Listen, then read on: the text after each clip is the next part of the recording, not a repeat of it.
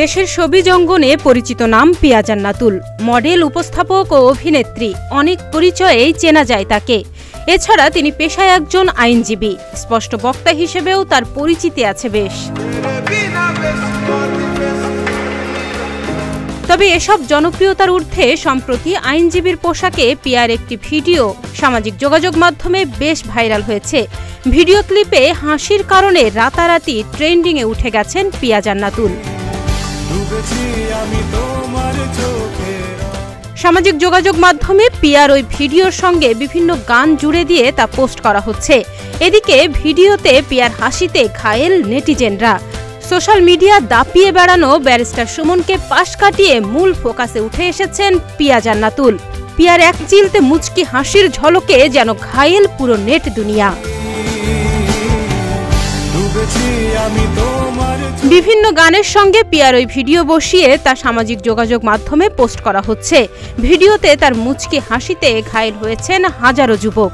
এ নিয়েই এখন রীতিমতো তোলপাড় চলছে নেট দুনিয়ায়।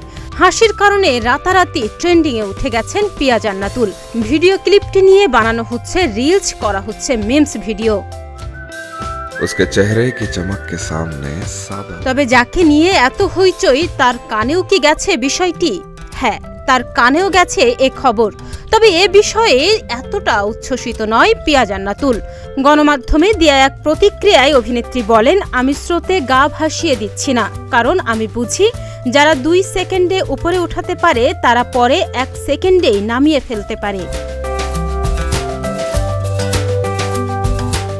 ভিডিওটি দেখে অনেক তরুণ যেন পিয়ার প্রেমে বুঁদ হয়েছেন। এ প্রসঙ্গে পিয়া বলেন, আমি বুঝতে পেরেছি যারা কন্টেন্ট বা রিলস তৈরি করেছেন বেশিরভাগই তরুণ যুবক। তাদের আসলে জীবনে এখনো অনেক কিছু দেখার বাকি আছে। আসলে এগুলো ট্রেন্ডের মাধ্যমে যাচ্ছে। যখন যে ট্রেন্ড আসে সেটাকেই অনুসরণ করে।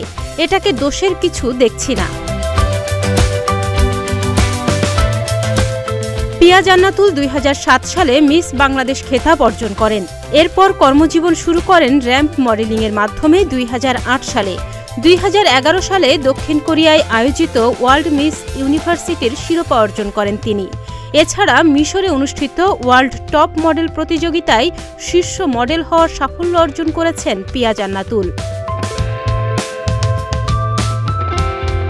2012 সালে চোরাবালি চলচ্চিত্রে অভিনয়ের মধ্য দিয়ে চলচ্চিত্র জগতে পদার্পণ করেন পিয়া। 2013 সালে বাহরাইন আয়োজিত ইন্টারন্যাশনাল প্রিন্সেস প্রতিযোগিতায় বিচারক ছিলেন তিনি। এছাড়া দিল্লি, প্যারিস, নিউ ইয়র্কের মতো বিভিন্ন শহরে অনুষ্ঠিত ফ্যাশন উইকেও অংশ নিয়েছেন পিয়া। ডেস্ক রিপোর্ট, প্রতিদিনের বাংলাদেশ।